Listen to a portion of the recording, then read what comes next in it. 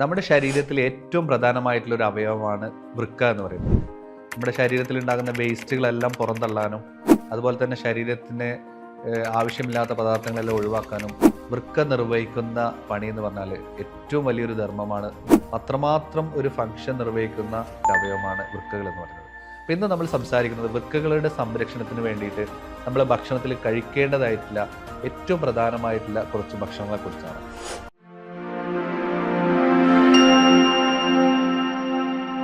നമ്മുടെ ശരീരത്തിൽ ഏറ്റവും പ്രധാനമായിട്ടുള്ള ഒരു അവയവമാണ് വൃക്ക എന്ന് പറയുന്നത്.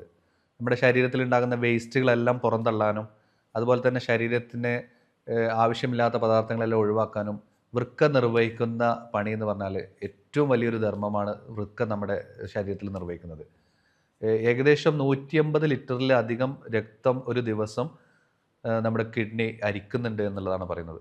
അത്രമാത്രം ഒരു ഫംഗ്ഷൻ നിർവഹിക്കുന്ന വലിയ ഒരു അവയവം, എന്നാൽ ചെറിയതായിട്ട് നമ്മുടെ ശരീരത്തിൻ്റെ നട്ടലിൻ്റെ ഇരുവശത്തും ഉള്ളൊരു അവയവമാണ് വൃക്കകൾ എന്ന് പറയുന്നത്.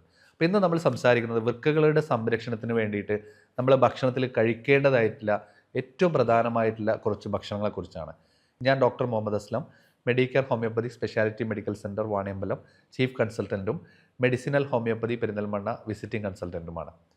വൃക്കയുടെ ഫംഗ്ഷനെക്കുറിച്ച് ഞാൻ പറഞ്ഞു. ഒട്ടനവധി ഫംഗ്ഷൻ നിർവഹിക്കുന്നുണ്ട്. നമ്മുടെ രക്തത്തിൻ്റെ കോശങ്ങൾ, എറിത്രോപോയറ്റിൻ പോലെയുള്ള കോശങ്ങളെ നിർമ്മിക്കാൻ, അതുപോലെ തന്നെ നമ്മുടെ സോഡിയം പൊട്ടാസ്യം ബാലൻസ്, അല്ലെങ്കിൽ നമ്മുടെ ശരീരത്തിൽ ഉണ്ടാകുന്ന വെള്ളത്തിൻ്റെയൊക്കെ അളവിനെ നിയന്ത്രിക്കുക, ഇങ്ങനെ ഒട്ടനവധി ഫങ്ഷൻസ് നമ്മുടെ കിഡ്നി നിർവഹിക്കുന്നുണ്ട്. അതുകൊണ്ട് തന്നെ കിഡ്നിയുടെ ഫങ്ഷൻ പ്രോപ്പറായി നിലനിർത്തുക എന്നുള്ളത് നമ്മുടെ ഏറ്റവും വലിയൊരു ധർമ്മമാണ്. നമ്മൾ ഈ കിഡ്നിക്ക് ഏറ്റവും ഭാരം കൊടുക്കുന്നൊരവസ്ഥ എന്ന് പറഞ്ഞാൽ വെള്ളം കുടിക്കാതിരിക്കുന്ന ഒരവസ്ഥ തന്നെയാണ്. കിഡ്നി രോഗങ്ങൾ ഇന്ന് വളരെയധികം കൂടി വരാനുള്ള സാഹചര്യം നമ്മുടെ ജീവിതശൈലിയുടെ മാറ്റങ്ങളും നമ്മുടെ ഓട്ടത്തിൻ്റെ ഇടയ്ക്ക് നമുക്ക് വെള്ളം കുടിക്കാനോ മൂത്രം ഒഴിക്കാനോ ഒന്നും ഇന്ന് പല ആളുകളിലും സമയമില്ല എന്നുള്ളതാണ്.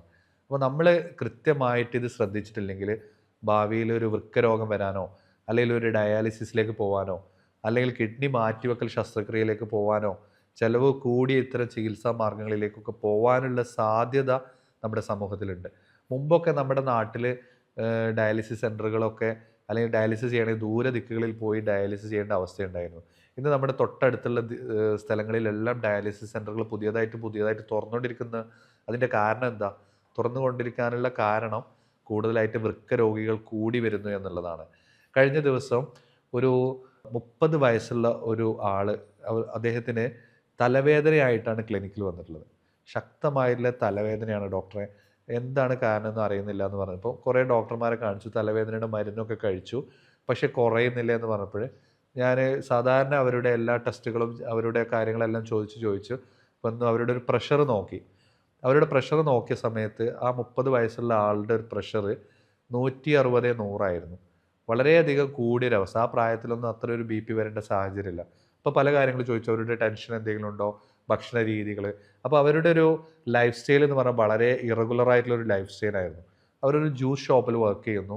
ആ ജ്യൂസ് ഷോപ്പിൽ അവർ വൈകുന്നേരം ഒരു 6 മണി തൊട്ട് രാത്രി 12-1 മണി വരെയൊക്കെ അവർ ആ ജ്യൂസ് ഷോപ്പിൽ വർക്ക് ചെയ്യും. ഉറക്കമില്ല, ഭക്ഷണം ശരിയാവുന്നില്ല. ഇതൊക്കെ ആയിരിക്കാം BPയുടെ കാരണം എന്നാണ് ഞാൻ ആദ്യം നനച്ചത്. എങ്കിലും നമുക്ക് അവരുടെ ഒരു രക്തപരിശോധന നടത്താം, ഇതിലെന്തെങ്കിലും മറ്റു പ്രശ്നങ്ങളുണ്ടോ എന്നുള്ളതൊക്കെ നോക്കാം എന്ന് പറഞ്ഞിട്ട് അവരുടെ ഒരു കൊളസ്ട്രോൾ ലെവൽ, അതുപോലെ kidney function test, liver function test ഒക്കെ ചെക്ക് ചെയ്ത സമയത്താണ് അറിയുന്നത് അവരുടെ ക്രിയാറ്റിൻ ലെവൽ ഒരു 4 ആയിരുന്നു. അവർ ഇതുവരെ തിരിച്ചറിഞ്ഞില്ല, മറ്റു ലക്ഷണങ്ങളൊന്നും അവർക്ക് ശരീരത്തിൽ ഉണ്ടായിരുന്നില്ല. അപ്പോൾ ഈ ക്രിയാറ്റിൻ 4 ആയപ്പോൾ തന്നെ അവർക്ക് കിഡ്നിക്ക് എന്തോ കാര്യമായിട്ടുള്ളൊരു തകരാറുണ്ടെന്ന് മനസ്സിലാക്കുകയും അവരുടെ ഒരു സ്കാനിങ് എടുക്കുകയും അപ്പോഴേക്കും അവർക്ക് കിഡ്നിക്ക് ചില കിഡ്നി ഡിസീസിൻ്റെ തുടക്കമാണെന്ന് മനസ്സിലാക്കുകയും അത് ഒരു നെഫ്രോളജിസ്റ്റിൻ്റെ അടുത്തേക്ക് റെഫർ ചെയ്യുകയും ചെയ്യുന്നൊരവസ്ഥയുണ്ടായി. അപ്പോൾ വളരെ യങ് ഏജിൽ ഉണ്ടായ ആ ഒരു അവസ്ഥ ഇപ്പോൾ ആ രോഗി ഒരു ഡയാലിസിസിന് വിധേയമായിട്ട് ട്രീറ്റ്മെൻറ്റിൽ എടുക്കുന്നൊരവസ്ഥയാണുള്ളത്.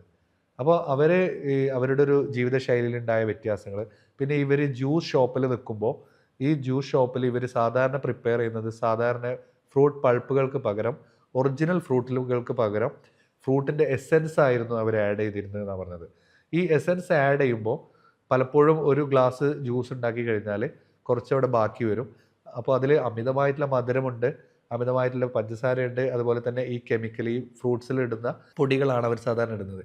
അപ്പം അത് ഇവർ ബാക്കി വരുന്നതൊക്കെ ഇവർ ഇടയ്ക്കിടയ്ക്ക് കുടിക്കുമായിരുന്നു. അവരുടെ ദാഹം തീർക്കാനും ഒക്കെ ചായ മറ്റൊക്കെ കുടിക്കുന്നതിന് പകരം ഇവർ ഈ ജ്യൂസായിരുന്നു സ്ഥിരമായിട്ട് കുടിച്ചിരുന്നതെന്ന് പറഞ്ഞു. അങ്ങനെ അവരൊരു 7-8 വർഷത്തോളം ആ സ്ഥാപനത്തിൽ ജോലി ചെയ്തതിൻ്റെ ഒരു സമ്പാദ്യമായിട്ടും അവരുടെ ജീവിതശൈലിയിലുണ്ടായ മാറ്റങ്ങളും അവരുടെ ഇത്തരം ജ്യൂസുകളുടെ അമിത ഉപയോഗമൊക്കെ അവരൊരു വളരെ ചെറുപ്പത്തിൽ തന്നെ കിഡ്നി രോഗിയാക്കി എന്നുള്ളതാണ് ഇതിലേറ്റവും പ്രധാനമായിട്ടുള്ളത്. അപ്പോൾ നമ്മളിത് മനസ്സിലാക്കേണ്ട ഏറ്റവും പ്രധാനമായിട്ടുള്ള കാര്യം നമ്മുടെ ലൈഫ് സ്റ്റൈലിൽ ഉണ്ടായ ഇത്തരം ചേഞ്ചുകൾ തന്നെയാണ് നമ്മുടെ കിഡ്നി രോഗികളുടെ എണ്ണം നമ്മുടെ സമൂഹത്തിൽ ഇന്ന് ഇത്രയധികം കൂടിയിട്ടുള്ളത് എന്നുള്ളത് നമ്മൾ മനസ്സിലാക്കുക. അമിതമായിട്ട് ഉപ്പിൻ്റെ ഉപയോഗം, ഇപ്പോൾ ഇന്ന് ഉപ്പ് വളരെയധികം കൂടുതലായിട്ട് ഉപയോഗിക്കുന്നുണ്ട് ആളുകൾ. അതുപോലെ തന്നെ അമിതമായിട്ടുള്ള പഞ്ചസാരയുടെ ഉപയോഗം, അതുപോലെ തന്നെ അമിത മരുന്നുകളുടെ ഉപയോഗം. ഇപ്പോൾ പാരസെറ്റമോൾ അടക്കമുള്ള പെയിൻ കില്ലേഴ്സ് ആയിട്ടുള്ള പല മരുന്നുകളും ഇന്ന് ഓവർ ദ കൗണ്ടറായിട്ടും പുറത്തുനിന്നായിട്ടും ഒരു ചെറിയ തലവേദന വരുമ്പോഴേക്ക് നമുക്കതൊന്ന് ചിലപ്പോൾ ഒന്ന് ഉറങ്ങി എണീറ്റാലോ അല്ലെങ്കിൽ ഒന്ന് റെസ്റ്റ് എടുത്താലോ അല്ലെങ്കിൽ ചെറിയ ചുക്കാപ്പിയോ എന്തെങ്കിലുമൊക്കെ ഉണ്ടാക്കി വീട്ടിൽ കഴിച്ചാലോ ഒക്കെ കുറയുന്നതായിരിക്കാം. പക്ഷേ അതിന് പോലും ഇന്ന് പലപ്പോഴും വേദന ഗുളികകളും അതുപോലത്തെയുള്ള മരുന്നുകളുടെ അമിതമായിട്ടുള്ള ഉപയോഗം പല ആളുകളെയും ഇന്ന് കിഡ്നി രോഗികളാക്കുന്നുണ്ട് എന്നുള്ള കാര്യം നമ്മൾ മറച്ചു വെക്കേണ്ട കാര്യമില്ല. അപ്പോൾ അതുകൊണ്ട് അമിതമായിട്ട് ഇപ്പോൾ തലവേദന വരുമ്പോൾ അല്ലെങ്കിൽ വേദന വരുമ്പോൾ അല്ലെങ്കിൽ മെൻസ്ട്രൽ സമയത്തുണ്ടാകുന്ന വേദന വരുമ്പോൾ അല്ലെങ്കിൽ ചെറുതായിട്ട് എന്തെങ്കിലും ഒരു നീർവീഴ്ച വരുമ്പോഴേക്ക് പെയിൻ കില്ലേഴ്സും അതുപോലെയുള്ള മരുന്നുകളുടെ അമിത ഉപയോഗം നമ്മൾ കുറച്ചിട്ടില്ലെങ്കിൽ ഭാവിയിൽ ഇതിലും കൂടുതൽ കിഡ്നി രോഗികൾ നമ്മുടെ സമൂഹത്തിൽ കൂടുന്നുള്ള കാര്യത്തിൽ സംശയമില്ല. അപ്പോൾ ഇത്തരം കാരണങ്ങളെല്ലാം കിഡ്നി രോഗത്തിലേക്ക് വഴിവെക്കാം. ഈ കിഡ്നി രോഗത്തിലേക്ക് നമ്മൾ വഴിവെക്കുമ്പോൾ നമ്മൾ ശ്രദ്ധിക്കേണ്ട കാര്യങ്ങൾ ഇതിനെ എങ്ങനെ പ്രിവെൻറ്റ് ചെയ്യാം എന്നുള്ളതാണ് ഏറ്റവും പ്രധാനമായിട്ടുള്ളത്. ഞാൻ ഈ പറയുന്ന കാര്യങ്ങളെല്ലാം വളരെ ലളിതമായിട്ട് നിങ്ങൾക്ക് മനസ്സിലാവുന്ന രീതിയിൽ എങ്ങനെ ഇതിനെ തടുത്ത് നിർത്താം. അപ്പോൾ നമ്മൾ ഇത് വരുന്ന കാരണങ്ങൾ നിർബന്ധമായിട്ടും നമ്മൾ അറിഞ്ഞിരിക്കണം. അതുപോലെ ഉപ്പ് നമ്മൾ പറഞ്ഞു, ഉപ്പിൻ്റെ അമിതമായിട്ടുള്ള ഉപയോഗം നമ്മൾ കുറക്കണം. അതുപോലെ അമിതമായിട്ടുള്ള പഞ്ചസാരയുടെ ഉപയോഗം, അതുപോലെ തന്നെ പെയിൻ കില്ലേഴ്സിൻ്റെ ഉപയോഗം, അതുപോലെ തന്നെ നമ്മൾ ശരിയായിട്ടില്ലാത്ത ജീവിത ശൈലികൾ അല്ലെങ്കിൽ അമിതമായിട്ടുള്ള കൊഴുപ്പും മെഴുക്കും കഴിച്ച ഭക്ഷണങ്ങളുടെ ഉപയോഗം, വ്യായാമമില്ലാത്ത അവസ്ഥ, ഉറക്കമില്ലാത്ത അവസ്ഥ, അമിതമായിട്ടുള്ള സമ്മർദ്ദം, ഇതെല്ലാം നമ്മുടെ രക്തസമ്മർദ്ദം കൂട്ടുകയും കിഡ്നിക്ക് ഓവർലോഡ് കൊടുക്കുകയും ആ ഓവർലോഡ് കാരണം കിഡ്നി ഡാമേജ് ആവുകയും ആ കിഡ്നി ഡാമേജ് ആവുന്നത് മൂലം പിന്നെ ഭാവിയിൽ കിഡ്നി ട്രാൻസ്പ്ലാന്റിലേക്കോ ഡയാലിസിസിലേക്കോ അല്ലെങ്കിൽ ഒരു കിഡ്നി രോഗിയായി മാറുന്ന അവസ്ഥയിലേക്ക് പോകേണ്ട ഒരു സാഹചര്യം ഉണ്ടാവും. അപ്പോൾ അതുകൊണ്ട് കാരണത്തിൽ നിന്ന് മാറി നിൽക്കുക എന്നുള്ളതാണ് ഒന്നാമതായിട്ടുള്ളത്. പിന്നീട് ഞാൻ പറഞ്ഞതിൽ നമ്മൾ ഇതിൽ ശ്രദ്ധിക്കേണ്ട ഭക്ഷണങ്ങൾ, കിഡ്നി രോഗം വരാതിരിക്കാൻ നമ്മൾ ഉൾപ്പെടുത്തേണ്ട ഭക്ഷണങ്ങളിൽ ഏറ്റവും പ്രധാനമായിട്ടുള്ള ഒന്നാണ് നമ്മുടെ വെളുത്തുള്ളി എന്ന് പറയുന്നത്. ഇതിൽ അലീസിൻ എന്ന് പറയുന്ന ഒരു കോമ്പൗണ്ട് ഉണ്ട്. ഈ അലീസിൻ നല്ലൊരു ആൽക്കലോയിഡാണ്. അത് നമ്മുടെ രക്തകോശങ്ങളെ ശുദ്ധിയാക്കാനും രക്തത്തിലുണ്ടാകുന്ന അമിതമായിട്ടുള്ള കൊഴുപ്പുകളെ ഒഴിവാക്കാനും അതുപോലെ തന്നെ കിഡ്നിക്ക് ഓവർ ഫങ്ഷനിങ് വരാതിരിക്കാനും കിഡ്നിയെ നോർമലായിട്ട് ഫങ്ഷൻ ചെയ്യാനും നമുക്ക് ഉപയോഗിക്കാവുന്ന ഒരു ഏറ്റവും നല്ല ഫുഡാണ് നമ്മുടെ അലീസിൻ എന്ന് പറയുക, അല്ലെങ്കിൽ നമ്മുടെ അലിയം സറ്റൈവ എന്ന് പറയുന്ന നമ്മുടെ വെളുത്തുള്ളി എന്ന് പറയുന്നത്. നമുക്ക് നാടൻ രീതിയിൽ നമുക്ക് ധാരാളം സുലഭമായിട്ട് ലഭിക്കുന്ന ഒരു ഭക്ഷണമാണ്. കറികളിലൊക്കെ നമ്മൾ ഉണ്ടാകുമ്പോൾ അത് പലപ്പോഴും അതിനെ മാത്രം നമ്മൾ സൈഡിലേക്ക് മാറ്റി വെച്ചിട്ട് എടുത്തു കളയാണ് പല ആളുകളും ചെയ്യാറുള്ളത്. അത് കറികളിലൊക്കെ നമ്മൾ ഉൾപ്പെടുത്തിയിട്ട് കഴിക്കുകയാണെങ്കിൽ വളരെയധികം ഹെൽത്ത് ബെനിഫിറ്റ് ഉള്ള ഒരു ഭക്ഷണ പദാർത്ഥം കൂടിയാണ്. അത് നമുക്ക് ഉപയോഗിക്കാവുന്നതാണ്. ഇനി രണ്ടാമതായിട്ട് നമ്മുടെ ജിഞ്ചർ വളരെ നല്ലൊരു ആൽക്കലോയിഡാണ്, നല്ലൊരു ഡയൂററ്റിക് ആണ്. നമ്മുടെ കിഡ്നിയിൽ ഉണ്ടാകുന്ന കെട്ടിക്കിടക്കുന്ന മൂത്രത്തെയൊക്കെ പുറത്ത് കളയാനും അതുപോലെ തന്നെ ഇൻഫെക്ഷൻസൊക്കെ വരാതിരിക്കാനും ഒക്കെ നമുക്ക് ഏറ്റവും പ്രധാനമായിട്ട് ശ്രദ്ധിക്കാവുന്നതും കഴിക്കാവുന്ന ഒരു ഭക്ഷണമാണ് ഇഞ്ചി എന്ന് പറയുന്നത്.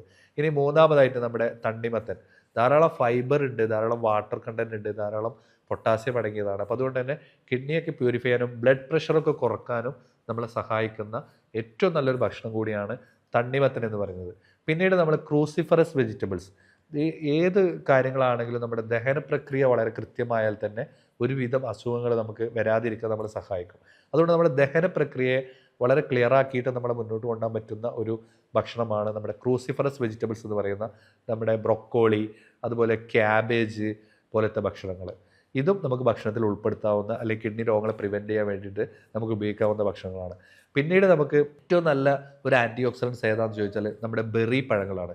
സാധാരണ നമുക്കിവിടെ അവൈലബിലിറ്റി വളരെ കുറവാണ്. സ്ട്രോബെറി, ബ്ലൂബെറി, ബ്ലാക്ക്ബെറി പോലത്തെ ബെറി പഴങ്ങൾ നമുക്ക് ഉൾപ്പെടുത്തി കഴിക്കുകയാണെങ്കിൽ ഒരു പരിധിവരെ കിഡ്നിക്ക് നീര് വരുന്നതും കിഡ്നിക്ക് ഇൻഫ്ലമേഷൻസ് വരുന്നതും നീർക്കെട്ട് വരുന്നതും ഒക്കെ നമുക്ക് തടയാനും അതൊക്കെ നമുക്ക് സഹായിക്കുന്ന ഒന്നാണ്. പിന്നീട് ഒന്നാണ് നമ്മുടെ കരിക്ക്, ടെൻഡർ കോക്കനട്ട് എന്ന് പറയുന്നത്. ഈ ടെൻഡർ കോക്കനട്ട് നമുക്ക് വളരെയധികം കിഡ്നിയിൽ നിന്ന് ഡയൂററ്റിക് ആയിട്ടും മൂത്രം ഒഴിച്ച് കളയാനും അതുപോലെ കിഡ്നിയുടെ ക്ലീൻ ആക്കാനും ധാരാളം പൊട്ടാസ്യം മിനറൽസ് ഒക്കെ ഉള്ള ഒരു പദാർത്ഥം കൂടിയാണ് നമ്മുടെ ടെൻഡർ കോക്കനട്ട് വാട്ടർ എന്ന് പറയുന്നത്. ഇത് നമുക്ക് ഇത്തരം കിഡ്നിയെ പ്യൂരിഫൈ ചെയ്യാനൊക്കെ നമുക്ക് ഉപയോഗിക്കാവുന്ന, നമ്മുടെ ഭക്ഷണത്തിൽ ഉൾപ്പെടുത്താവുന്ന കാര്യങ്ങളാണ്.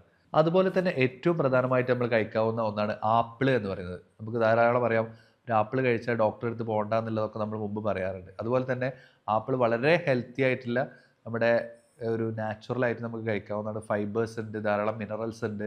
അതുപോലെ ദഹന പ്രക്രിയ സുഗമമാക്കും, നമ്മുടെ ലിവറിൻ്റെ ഫങ്ഷൻസിനെ സ്മൂത്ത് ആക്കും. അതുപോലെ പിത്താശയത്തിൽ നമ്മുടെ പിത്തത്തിൻ്റെ അളവിനെ കൺട്രോൾ ചെയ്യാൻ വളരെയധികം സഹായിക്കും. അപ്പോൾ അതുകൊണ്ട് തന്നെ ആപ്പിൾ നമുക്ക് ധാരാളം ഉൾപ്പെടുത്തി കഴിക്കാവുന്നതാണ്. പിന്നീട് നമുക്ക് കിഡ്നിയെ ക്ലീൻ ആക്കാൻ വേണ്ടി ഉപയോഗിക്കാവുന്ന ഒന്നാണ് എക്സ്ട്രാ വെർജിൻ ഒലീവ് ഓയിൽ എന്ന് പറയുന്നത്. ഒലീവ് ഓയിലും ധാരാളം വൈറ്റമിൻസും മിനറൽസും ആൻറ്റി ഓക്സിഡൻസും ഒക്കെ അവൈലബിൾ ആണ്. അപ്പോൾ അത് നമ്മുടെ ഭക്ഷണത്തിൽ നമുക്ക് ഉൾപ്പെടുത്താം. അല്ലെങ്കിൽ സാലഡുകളിലൊക്കെ നമുക്ക് ജസ്റ്റ് സാലഡ് കട്ട് ചെയ്തതിന് ശേഷം അതിന് മുകളിൽ ജസ്റ്റ് ഒലീവ് ഓയിൽ ആഡ് ചെയ്തിട്ട് നമുക്ക് കഴിക്കാവുന്നതാണ്. അല്ലെങ്കിൽ എന്തെങ്കിലും നമ്മൾ ഉണ്ടാക്കുന്ന സ്നാക്സിന് മുകളിലൊക്കെ ജസ്റ്റ് ഒന്ന് ചൂടാക്കിയിട്ട് വേണമെങ്കിൽ ഉപയോഗിക്കാവുന്നതാണ്. അമിതമായിട്ട് അത് ഹീറ്റ് ചെയ്ത് കഴിഞ്ഞാൽ അത് ചിലപ്പോൾ അതിൻ്റെ ഒരു ഗുണഫലങ്ങൾ നമുക്ക് നഷ്ടപ്പെട്ടു പോകാൻ സാധ്യതയുണ്ട്. അതുകൊണ്ട് തന്നെ ഒലീവ് ഓയിൽ നമുക്ക് നമ്മുടെ ഭക്ഷണത്തിൽ ഉൾപ്പെടുത്താവുന്ന, ഈ കിഡ്നിയെ ക്ലീൻ ചെയ്യാൻ പറ്റുന്ന ഏറ്റവും പ്രധാനമായിട്ടുള്ള മറ്റൊന്നാണ്.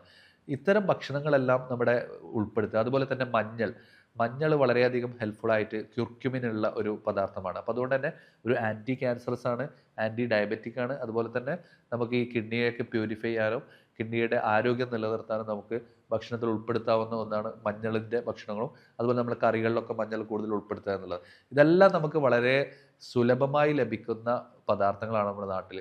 പല ആളുകളും ഇത് കഴിക്കാറില്ല എന്നുള്ളതാണ് വാസ്തവം. ഇത്തരം കാര്യങ്ങളോടൊക്കെ ഒരു വിമുഖതയാണ്. അതുകൊണ്ട് ഇത് നമ്മുടെ ഭക്ഷണത്തിൽ ഉൾപ്പെടുത്തുക.